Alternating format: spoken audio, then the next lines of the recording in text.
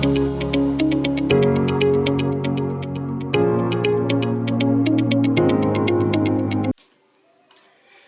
Students, आज का जो टॉपिक है वो है ऑपरेशंस एंड प्रोडक्टिविटी। पहला जो हम टॉपिक है वो डिस्कस करने जा रहे हैं इस कोर्स का। इसके अंदर हम क्या डिस्कस करेंगे कि ऑपरेशंस है कि ऑपरेशन मैनेजमेंट की फील्ड क्या है और प्रोडक्टिविटी क्या होती है और किस तरीके से हम गुड्स एंड सर्विस को डिफरेंशिएट करते हैं। ये सारी चीज़ें हम इसमें डिस्कस करेंगे। चलिए आइए लेक्चर का हम आगाज़ करते हैं। तो operations management chapter 1, operation and productivity, तो ये आज का हमारा टॉपिक है। ओके, क्या सीखेंगे जी हम इसमें? हम जो लर्निंग आउटकम्स हैं हमारे इस चैप्टर के, वो ये है कि हम जानने की कोशिश करेंगे कि ऑपरेशंस मैनेजमेंट बेसिकली है क्या, किस तरीके से हम गुड्स एंड सर्विस को डिफरेंशिएट कर सकते हैं और किस तरीके से प्रोडक्शन और प्रोडक्टिविटी को हम डिफरेंशिएट कर सकते हैं। ये 3 लर्निंग आउटकम्स हैं इस पर्टिकुलर टॉपिक के। तो आइए आगे चलते हैं और हम इसके अंदर मज़ीद लर्निंग आउटकम्स क्या हैं हमारे पास कि सिंगल फैक्टर प्रोडक्टिविटी क्या होती है, मल्टी फैक्टर प्रोडक्टिविटी क्या होती है, किस तरीके से कौन से वेरिएबल्स ऐसे हैं जो कि प्रोडक्टिविटी को किसी न किसी लेवल पे इन्फ्लुएंस कर रहे होते हैं या उसको इन्हेंस कर रहे होते हैं। ठीक है, तो ये कुछ 5 से 6 इसके हमारे लर्निंग आउटकम्स हैं। चलिए आइए अब टॉपिक का बाकायदा आगाज़ करते हैं। तो प्रोडक्शन क्या है? Is a creation of the goods and services. तो देखिए, कोई भी बिजनेस ऑर्गेनाइजेशन एग्जिस्ट क्यों करती है? वो एग्जिस्ट इसलिए करती है कि वो प्रॉफिट अर्न कर सके। प्रॉफिट अर्न करने के लिए उसको कोई ना कुछ सेल करना पड़ेगा। अब वो सेल करने वाली चीज़ या तो गुड्स हो सकती हैं या वो सर्विसेज हो सकती हैं। तो गुड्स और सर्विसेज अगर प्रोड्यूस होंगी तो सेल होंगी। तो प्रोड्यूस करने का जो अमल है वही प्रोडक्शन कहलाता है, चाहे वो गुड्स हो या वो सर्विसेज हो। प्रोडक्शन का जो वर्ड यूज होता है वो गुड्स और सर्विसेज दोनों के साथ यूज होता है। गुड्स भी प्रोड्यूस होती हैं, सर्विसेज भी प्रोड्यूस होती हैं। मैन्युफैक्चरिंग का जब वर्ड यूज होगा तो वो सिर्फ गुड्स के साथ यूज होगा, सर्विसेज के साथ में यूज नहीं होगा। यानी कि टेंजिबल जो प्रोडक्ट्स हैं हमारे पास उसके साथ मैन्युफैक्चरिंग का वर्ड यूज होता है, लेकिन सर्विसेज के साथ हम प्रोडक्शन का वर्ड यूज करते हैं।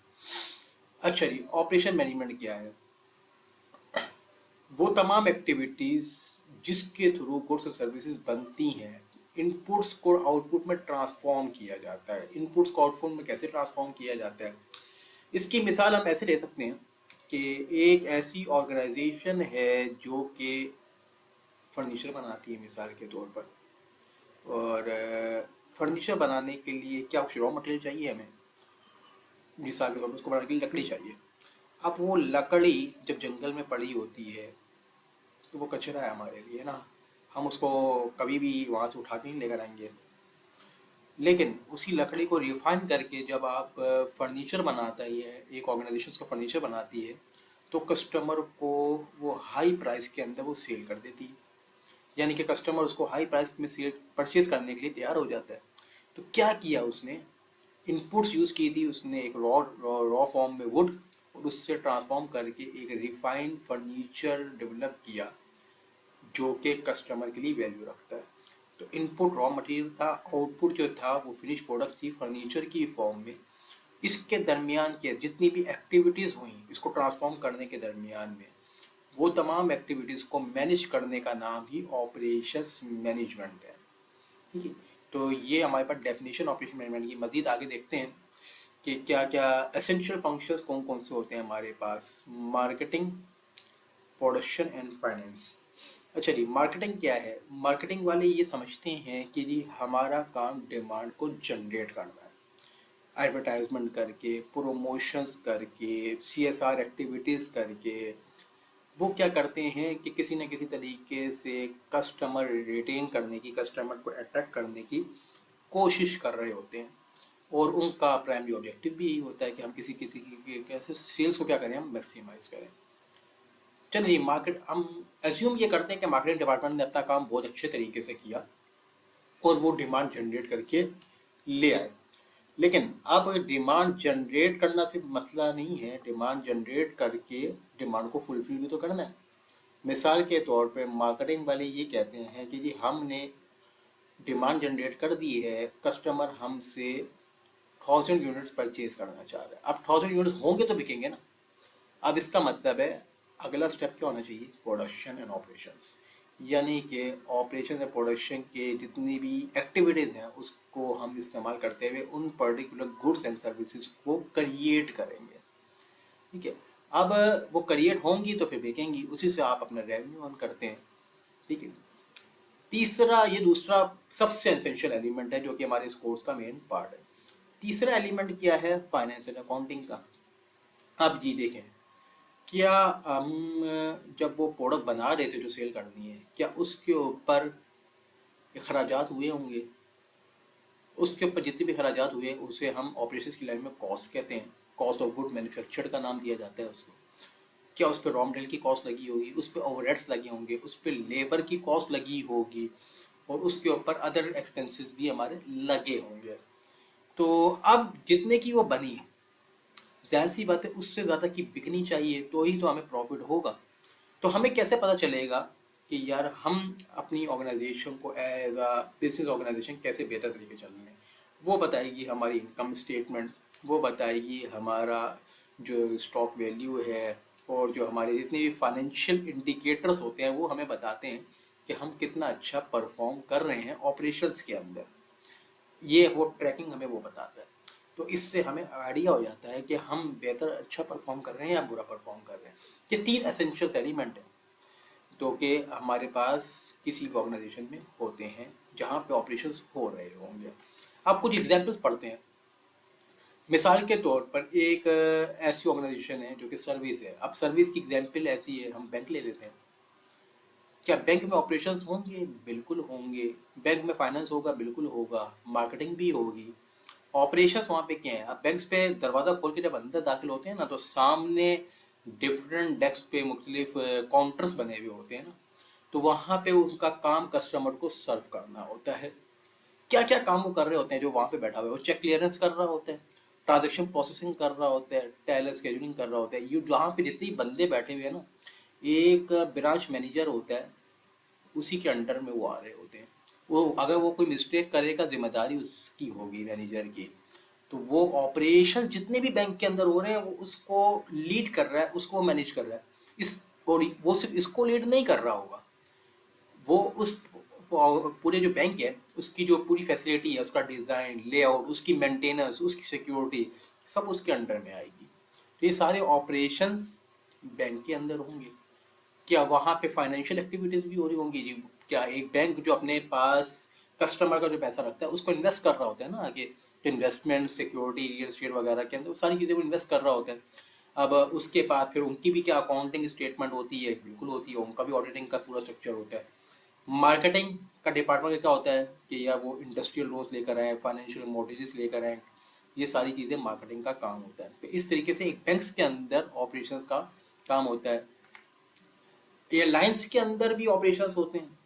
जब एक जहाज लैंड कर जाता है तो ग्राउंड सपोर्ट इक्विपमेंट्स वहाँ पर मौजूद होते हैं। ट्रक खड़ा हुआ होता है, वो वहाँ पे लाके उसकी डिफरेंट उसकी मेंटेनेंस कर रहा होता है। फैसिलिटी मेंटेनेंस, जो भी जहाज़ के अंदर का पूरा इलाका और पूरा एरिया होता है जहाँ पे बंदे जाके बैठते हैं, सीट्स लगी हुई हैं, सारी चीज़ें हैं, वहाँ पे बैठ के जो वहाँ पे जितनी भी उसकी मेंटेनेंस है वो भी ऑपरेशंस के अंडर में आता है। फ्लाइट उड़ रही है, एयरपोर्ट से एक एयरपोर्ट से उड़ के दूसरे पर जा रही है, तो ये फ्लाइट उड़ने का जो अमल है ये भी फ्लाइट ऑपरेशंस में आता है। अब जहाज जो भी एक पर्टिकुलर कंपनी के अंडर में आता है, मिसाल के तौर पर पीआई है, अब उसके अंडर में डिफरेंट स्टाफ भी आता है, पायलट्स भी हैं, और आपके पास जो एयर हॉस्टेस होती हैं वो भी हैं। अब डिफरेंट आपके पास फ्लाइट्स हैं। अब आपके पास लिमिटेड पायलट्स हैं, लिमिटेड आपके पास क्रू है जिसके अंदर आपके पास स्टाफ है, मैनेजमेंट स्टाफ है। अब इसकी स्केजुलिंग भी करनी है कि कौन सी फ़्लाइट के ऊपर हमने कौन सा स्टाफ एलोकेट करना है, इसकी पूरी स्केजुलिंग करनी है। तो इस ये जो पूरा स्केजुलिंग करने का अमल है ये आपके पास ऑपरेशंस के अंडर में ही आता है। ठीक है, यहाँ पे पेबल, रिसीवेबल फाइनेंस के अंदर बिल्कुल होगा, जनरल लेजर भी होगा, इन और कैश कंट्रोल वगैरह सारी चीज़ें इसमें आएंगी। और सेम इसी तरीके से इधर मार्केटिंग भी तमाम चीज़ें चलेंगी, ट्रैफिक एडमिनिस्ट्रेशन, रिजर्वेशन भी होंगी, स्केजुअल्स जो कि कस्टमर को दिए जाएंगे, टैरिफ, प्राइसिंग, सेल्स, एडवर्टाइजिंग वगैरह, सारी चीज़ें यहाँ पर भी होंगी। तो इस तरीके से एक एयरलाइन इंडस्ट्री जो कि सर्विस है, यहाँ पर भी ऑपरेशंस होते हैं। और थोड़ी सी एग्जाम्पल डिस्कस करते हैं। अब हम बात कर रहे हैं मैन्युफैक्चरिंग साइड। अच्छा, मैन्युफैक्चरिंग साइड का मतलब क्या है? वो इज द मैन्युफैक्चरर। कौन होता है मैन्युफैक्चरर? मैन्युफैक्चरर उसको कहते हैं जो कि कोई प्रोडक्ट फिजिकली क्या करता है, बनाता है। यानी कि मतलब क्या हुआ इस बात का? मतलब इस बात का ये हुआ कि आपके हाथ में अगर मोबाइल फ़ोन है या लैपटॉप है या कोई भी ऐसी प्रोडक्ट है जिसको आप फिजिकली देख सकते हैं, उसके उसको किसी न किसी ने बनाया तो होगा ना। जिसने बनाया उसको हम क्या कहेंगे? मैन्युफैक्चरर। जिससे आपने लिया वो मैन्युफैक्चरर नहीं होगा, वो हो सकता है कोई रिटेल शॉप हो। ठीक है, ये सप्लाई चेन के टर्म में उसको हम रिटेलिंग कहते हैं। वो कोई रिटेल शॉप हो सकती है। जो प्रोडक्ट आप अपने मोहल्ले की दुकान से परचेज करते हैं उसको रिटेल शॉप कहते हैं। लेकिन उस रिटेल वाले ने उसको बनाया नहीं है, उसने भी कहीं से खरीदा होगा, किसी डिस्ट्रीब्यूटर से, किसी होलसेलर से। जिसने बनाया वो मैन्युफैक्चरर है। ठीक है, तो वो जिस कंपनी को अपना नाम लिखा हुआ है, जिस ब्रांड को अपना नाम लिखा हुआ है, वो उसका क्या होगा? मैन्युफैक्चरर होगा। तो मैन्युफैक्चरिंग ऑर्गेनाइजेशन एक ऐसी ऑर्गेनाइजेशन होती है जो कि प्रोडक्ट्स या गुड्स को बनाती है। मैन्युफैक्चरिंग, जहाँ पे भी मैन्युफैक्चरिंग का वर्ड यूज़ होगा यहाँ पे टेंजिबल प्रोडक्ट्स की बात होगी। और जहाँ पे भी प्रोडक्शन का वर्ड यूज़ होगा यहाँ पे गुड्स की बात भी हो सकती है और सर्विसेज की बात भी हो सकती है। ये बात हमें समझनी पड़ेगी। अच्छा जी, अब यहाँ पे एक चीज़ बार बार रिपीट हो रही है, यानी कि सर्विसेज में भी और यहाँ पे मैन्युफैक्चरिंग में वर्ड, एक टर्मिनोलॉजी यहाँ पे लिखी हुई है जो कि है हमारे पास फैसिलिटी। ये फैसिलिटीज यहाँ पे लिखा हुआ है। अब इस फैसिलिटी का मतलब क्या होता है? प्रोडक्शन करने के लिए हमें एक जगह चाहिए। ये कोई जगह, बिल्डिंग वर्ल्डिंग चाहिए होगी, वहाँ पे मशीनरीज भी होंगी, लेबर भी होगी। उस पूरी प्रेमिसेस को हम फैसिलिटी कहते हैं, जहाँ पे आपके सारे ऑपरेशंस हो रहे हैं। और आसान ज़बान में फैसिलिटीज़ का मतलब मैन्युफैक्चरिंग ऑर्गेनाइजेशन में वेयर हाउसेज और प्रोडक्शन प्लांट होते हैं। और सर्विसेज के अंदर वो जगह जहाँ से कस्टमर को सर्व किया जा रहा है, उसको हम क्या कहते हैं? फैसिलिटीज। यानी कि बैंक की एक ब्रांच फैसिलिटी, और एक मैन्युफैक्चरिंग के लिए जहाँ पे मैन्युफैक्चरिंग हो रही है वहाँ पे फैसिलिटीज़ वो जगह है जहाँ पे प्रोडक्शन हो रही है या उसके वेयर हाउसेज है। तो ये सारी चीज़ें हमें यहाँ पे समझनी पड़ेंगी फैसिलिटी। तो फैसिलिटीज़ की कंस्ट्रक्शन और मेंटेनेंस ऑपरेशन मैनेजर के अंडर में आती हैं। किस तरीके से हम फैसिलिटीज़ को मेंटेन करें? अगर वहाँ पे एक फैसिलिटी है, वो है वहाँ पे अगर एक प्रॉपर लेआउट नहीं बना हुआ, ये सब fault of the operation manager. फिर बनाई किस लिए गई फैसिलिटी? प्रोडक्शन करने के लिए। तो प्रोडक्शन का जो पूरा एलिमेंट है वो भी जाहिर सी बात है ऑपरेशन मैनेजर के अंडर में आएगा। प्रोडक्शन करके रखे हैं कहाँ पे? वेयर हाउस में। अब वेयर हाउस पे कितना रखें? इन्वेंट्री कंट्रोल, ये भी प्रोडक्शन मैनेजर के अंडर में आएगा। इन्वेंट्री स्टॉक आउट चली जाए, आपके पास ज़्यादा बना के रख दें, आप पड़े पड़े एक्सपायर हो जाए, फॉल्ट किसका है? ऑपरेशंस का फॉल्ट है। ठीक है, अब यहाँ पे हम स्केजुलिंग करते हैं, यहाँ पे हम मटेरियल कंट्रोल करते हैं। ये सारे टॉपिक, अभी हम थ्योरी पढ़ रहे हैं, ये सारे टॉपिक हम आगे चल के डिटेल में एनालिटिकल डेटा को सामने रख के हम स्केजुअल करेंगे। हम सॉफ्टवेयर के थ्रू भी इसको स्केजुअल करना सीखेंगे, सारी चीज़ें हम ये करना हम सीखेंगे। अब प्रोडक्ट बन गई है, लेकिन अच्छी नहीं बनी, कस्टमर को पसंद नहीं आ रही। यानी कि मैंने ये कहा था कस्टमर को, मैंने ये क्लेम किया था ये जो प्रोडक्ट की जो लाइफ है ना, ये 10 साल है। प्रोडक्ट 1 साल के अंदर ही ख़राब हो गई।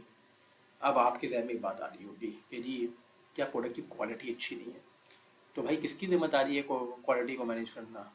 अब जहन में बात आ रही है कि यार जो बना रहा है उसी की जिम्मेदारी है ना। तो बना कौन रहा है? ऑपरेशन मैनेजर बना रहा है। ऑपरेशन के अंडर में ही आएगी। तो क्वालिटी एश्योरेंस भी किसके अंडर में है? आपके ऑपरेशन के अंडर में। तो एक बहुत बड़ा हेड है ये ऑपरेशन मैनेजमेंट, क्वालिटी एश्योरेंस। एक इसकी मैं अक्सर एग्जाम्पल देता हूँ ना, कि एक ऑर्गेनाइजेशन में एक लेबर काम कर रही होती है। प्रोडक्ट को बना कौन रहा होता है? लेबर बना रही होती है। अब प्रैक्टिकली देखे हम तो काम कौन कर रहा है? लेबर। ऑपरेशन मैनेजर फिजिकली काम नहीं कर रहा होता, लेकिन सैलरी किसकी ज़्यादा होगी? लेबर की, ऑपरेशन मैनेजमेंट, ऑपरेशन मैनेजर की। आपके जहन में आ रहा होगा कि भाई जाहिर सी बात है मैनेजर की सैलरी ज़्यादा होगी, लेबर तो वेजिस पे काम कर रहा है। आपकी जस्टिफिकेशन है हमारे पास कि यार फिर बना तो लेबर रहा है, यानी कि मेन काम तो वो कर रहा है, बनाने वाला। लेकिन सैलरी किसकी ज़्यादा है? ऑपरेशन मैनेजर की ज़्यादा है। क्यों ज़्यादा है? अब मैं एग्जांपल देता हूँ, एक फार्मास्यूटिकल कंपनी है, उसने एक ड्रग बनाई, और वो ड्रग बनाने के बाद जब वो मार्केट में गई तो उसकी क्वालिटी जो थी वो सही नहीं थी, और कस्टमर को वो ड्रग लेने के बाद बजाय के फ़ायदे के नुकसान हो गया, साइड इफ़ेक्ट हो गया उसका। और कस्टमर ने कंपनी के खिलाफ कंज्यूमर एक्ट के कोर्ट के अंदर केस कर दिया। अब कोर्ट में हाजिरी कौन देगा? वो लेबर जिसने बनाई थी? नहीं नहीं, वो लेबर नहीं देगी, कंपनी की टॉप मैनेजमेंट देगी, बोर्ड ऑफ डायरेक्टर देंगे। फिर बोर्ड ऑफ डायरेक्टर किसको पकड़ेंगे? ऑपरेशन मैनेजर को पकड़ेंगे। इसी मैंने कि रिस्पॉन्सिबिलिटी किसके पास है? प्रोडक्शन की, क्वालिटी की, वो ऑपरेशन मैनेजर के पास है। एक और एग्जांपल ले लेते हैं, एक टेक्सटाइल फर्म है, मर्चेंडाइजर ने कॉन्ट्रैक्ट कर लिया कि जी इस महीने की मिसाल के तौर पे 20 तारीख को हम क्या करेंगे, शिपमेंट आपको दे देंगे। शिपमेंट 20 तारीख तक रेडी नहीं हुई, कौन जिम्मेदार है? ऑपरेशन मैनेजर जिम्मेदार है।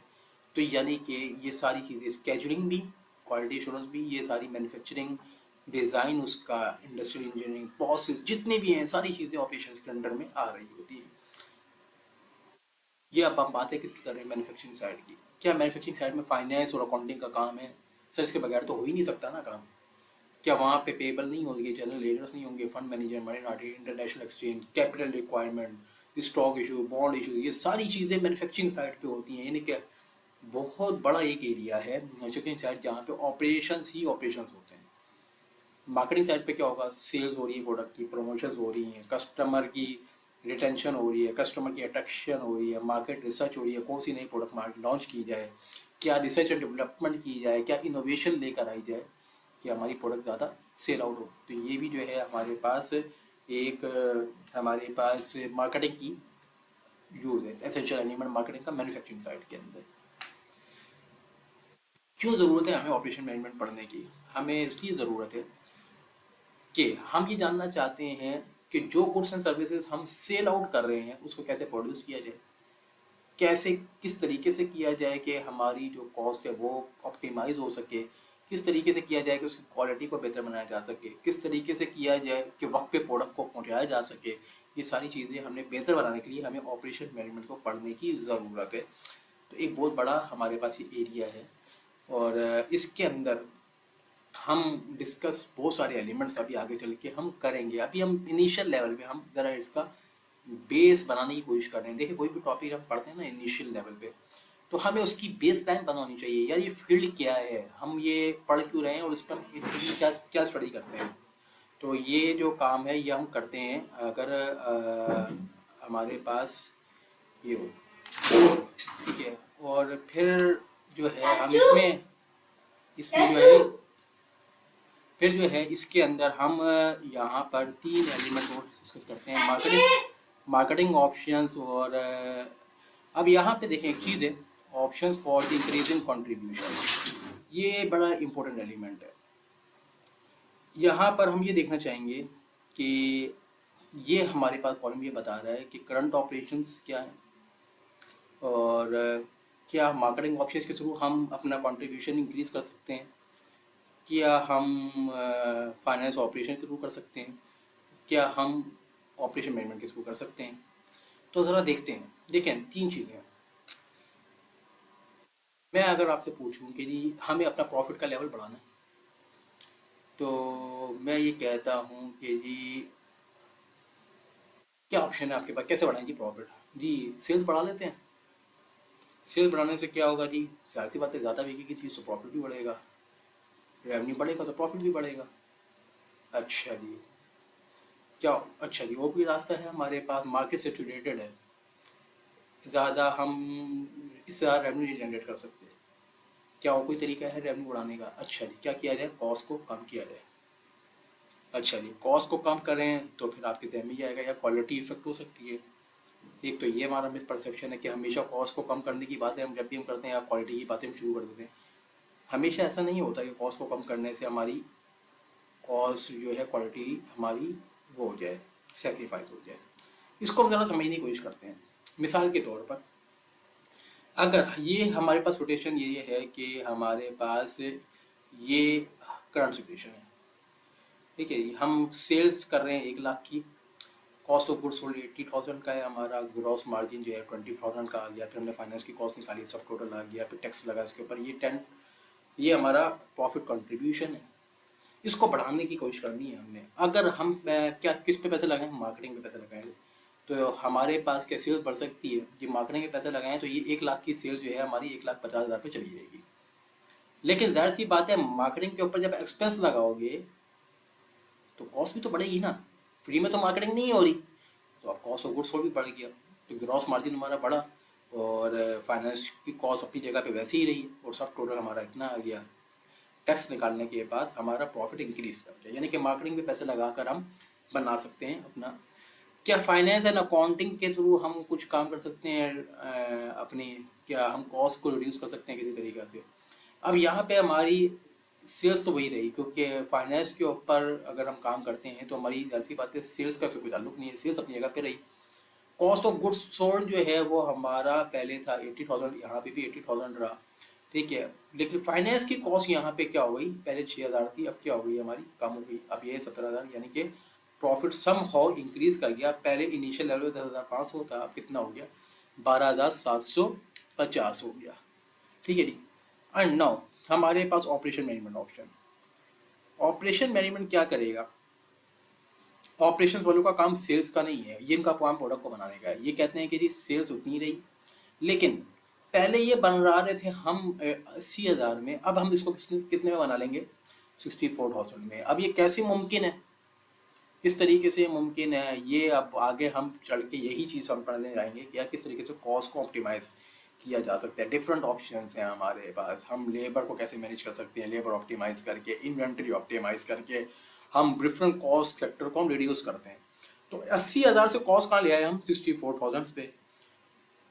अल्टीमेटली प्रॉफिट हमारा कहाँ चला गया, 22,500 पे, पहले कितना था, 10,500 पे। तो ये OM ऑप्शन के थ्रू हम अपना प्रॉफिट 20% हमने क्या कर लिया, प्रोडक्शन कॉस्ट 20% रिड्यूस करके हमने अल्टीमेटली प्रॉफिट हमने हाई कर लिया। तो सिर्फ हम OM ऑप्शन को इस्तेमाल करते हैं। OM ऑप्शन के अंदर हमारे पास काम क्या होता है, हम मिनिमाइजेशन ऑफ कॉस्ट की तरफ नहीं जाते, हम ऑप्टिमाइजेशन ऑफ कॉस्ट की तरफ जाते हैं।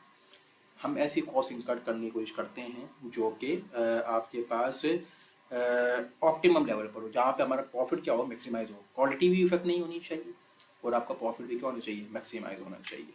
ओके, 4 बेसिक फंक्शंस होते हैं, ये तो हम बचपन से पढ़ते आ रहे हैं, प्लानिंग, लाइनिंग, ऑर्गेनाइजेशन। अब ये ऑपरेशन मैनेजमेंट के अंदर अंडर करने अप्लाई करने होते हैं कि उससे प्लानिंग भी करनी है। अब प्लानिंग किस किस चीज़ की, इन्वेंट्री की, कैपेसिटी की, प्रोडक्शन, ये सारी प्लानिंग। अब प्लानिंग करने के बाद फिर उसकी ऑर्गेनाइजिंग, फिर उसके पास स्टाफिंग, लीडिंग, सारी चीज़ें, ये एक ऑपरेशन मैनेजर जो कि बेसिक हमारे पास एक मैनेजर कर रहा होता है। ऑपरेशन मैनेजर को अपने डोमेन में यही सारे काम करने होते हैं, ठीक है जी। अब क्या कौन कौन से एरियाज हैं ऑपरेशन मैनेजमेंट के, design of goods and services, ये हमारी इस पर आप समझ लें कि इस पूरे कोर्स की हमारी कोर्स आउटलाइन है। लेकिन इसके अलावा और भी टॉपिक हैं हमारे पास जो कि हम इसमें ऐड करेंगे। Design of goods and services, जो भी हम गुड्स एंड सर्विसेज सेल कर रहे हैं उसको हम डिज़ाइन कर रहे हैं। तो अब वहाँ पर जो भी हम डिज़ाइन कर रहे हैं उसको डिज़ाइन करने का एलिमेंट किसके अंडर में आता है, ऑपरेशन मैनेजमेंट के अंडर में आता है। मैनेजिंग क्वालिटी, क्वालिटी की बात हो गई, प्रोसेस कैपेसिटी, प्रोसेस यानी कि काम कहाँ से स्टार्ट होगा और कहाँ पे जाके एंड होगा। एक काम करना है, एक प्रोडक्ट बनानी है, इसका एक प्रोडक्ट को बनाने का एक प्रोसेस है, वो प्रोसेस कैसे आपका अलाइन होगा, तो वो उसका process and capacity design. Capacity का मतलब ये है कि आप मैक्सिमम कितना प्रोड्यूस कर सकते हैं। आपकी मिसाल के तौर पे एक प्रोडक्शन फैसिलिटी है, वो ये कहती है कि हम 1 महीने के अंदर 10,000 यूनिट प्रोड्यूस करके हम फैक्ट्री से बाहर निकाल सकते हैं, तो ये उसकी क्या है, कैपेसिटी है। लोकेशन स्ट्रेटजी, फैसिलिटी होनी कहाँ चाहिए। क्या ज़रूरत पड़ी थी टोयोटा को जब वो पाकिस्तान में प्लांट लगाने की, एटलस होंडा को पाकिस्तान में, पहले गाड़ियाँ इंपोर्टेड हो रही थी ना, इनको क्या ज़रूरत पड़ी थी। तो कोई ना कोई स्ट्रेटजी पीछे ले, आपके पास लोकेशन की स्ट्रेटजी होगी कि यार हमारे प्रोडक्शन प्लांट कहाँ कहाँ पे हमारे पास होने चाहिए। तो ये भी हमारे पास क्रिटिकल डिसीजन है। Human resource and job design, आप बोलेंगे सर ये तो HR का काम है, ये हमारा काम थोड़ी है, ऑपरेशन मैनेजमेंट अगर ये भी काम करे। तो यहाँ पे ह्यूमन रिसोर्स का मतलब लेबर मैनेजमेंट है, कितने बंदे कौन सी काम के ऊपर किस तरीके से आपने लगाने हैं, कितनी लेबर होनी चाहिए, क्या लेबर कॉस्ट भी ना इंक्रीज़ करे और आपकी लेबर की जो एफिशिएंसी है वो भी रिड्यूस ना हो। और ये सारी काम आपके ऑपरेशन मैनेजमेंट के अंडर में आते हैं। सप्लाई चेन मैनेजमेंट की अगर हम बात करें तो प्रोक्योरमेंट से लेकर डिस्ट्रीब्यूशन लॉजिस्टिक तक के सारे काम सप्लाई चेन मैनेजमेंट के अंडर में आते हैं। तो ये सारे काम भी आपका इसी एरिया में अंदर आता है। इन्वेंट्री के ऊपर ऑलरेडी हमने बात कर ली है, स्केजुलिंग और मेंटेनेंस, ये सारे इसके 10 डिसीजन क्रिटिकल डिसीजंस हैं कि किस तरीके से एक ऑपरेशन मैनेजर जो है ये सारे काम कर रहा होता है। ठीक है जी। तो आज के जो टॉपिक है इसको हम रखते हैं यहीं तक, इंशाल्लाह इसको यहीं से नेक्स्ट वीडियो में हम कंटिन्यू करेंगे। और फिर उससे फिर हम आगे चलेंगे तो हमें जो है हम थोड़ा सा एनालिटिकल कॉन्सेप्ट की तरफ मूव करेंगे और फिर थोड़ा सा हम एडवांस लेवल के हम मूव करेंगे। इंशाल्लाह आपको इस कोर्स से बहुत कुछ सीखने को मिलेगा। ठीक है जी। तो अब हम जो है इस टॉपिक को फ़िलहाल हम यहीं पे हम क्या करते हैं, एंड करते हैं। उम्मीद करता हूँ कि आपको चीज़ें समझ में आ रही होंगी, आपको इससे बेनिफिट हो रहा होगा और इंशाल्लाह फिर अगली वीडियो में मुलाकात आपसे होगी।